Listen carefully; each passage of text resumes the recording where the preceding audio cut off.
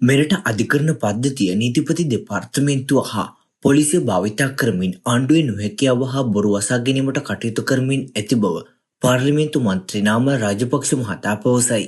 පොලිස්පති දේශබන්දු තෙන්නකෝන් සිටින ස්ථානයේ දන්නා බවට නියෝජ්‍ය අමාත්‍ය සුනිල් වටගල මාධ්‍යට ප්‍රකාශ කළ බවත් ඒ අපෙන් ඇසීම ගැටලු සහගත බවයි අද මාධ්‍ය වෙත අදහස් දක්වමින් මන්ත්‍රීවරයා සඳහන් කර සිටියේ. වත්මන් ආණ්ඩුවේ නියෝජ්‍ය අමාත්‍යවරයෙක් වන සුනිල් වටගල මහතා මාධ්‍යට ප්‍රකාශයක් කළා. පොලිස්පතිවරයා ඉන්න තැන දන්නව කියලා. ඒ නිසා පොලිස්පති ඉන්න තැන ඔහුගෙන් අහගන්න එක තමයි හොඳ. යනුවෙන් පාර්ලිමේන්තු මන්ත්‍රී නාමල් රාජපක්ෂ මහතා මෙම අදහස් පළ කරන ලදී. මෙවර පළාත් පාලන මැතිවරණය සඳහා ශ්‍රී ලංකා පොදු ජන පෙරමුණ හොඳ සූදානමකින් සිටින බවත් ඒ අපේක්ෂත්වය සඳහාද ඉල්ලුමක් පවතින බවයි පාර්ලිමේන්තු මන්ත්‍රී නාමල් රාජපක්ෂ මහතා වැඩිදුරටත් ප්‍රකාශ කර සිටියේ. නාමල් රාජපක්ෂ මහතාගේ ක්‍රිස් නඩුව සම්බන්ධයෙන් අද උසාවියට පැමිණි අවස්ථාවේදී ඔහු මෙම අදහස් පළ කරන ලදී.